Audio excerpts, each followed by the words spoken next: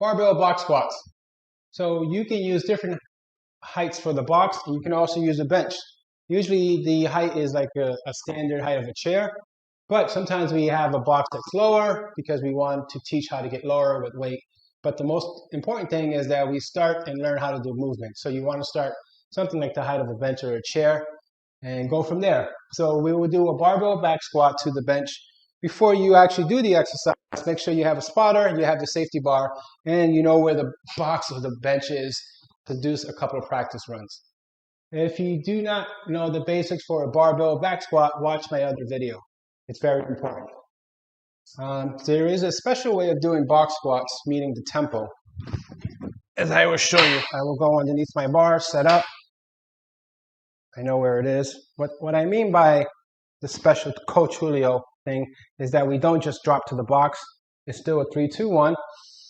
And we can have a little pause. 1 second. And then I'm up. 3, 2, 1. 1 second pause. And I'm up. Give me 1 moment. You want to look in the notes to see how long I want you to pause for using this exercise. Enjoy.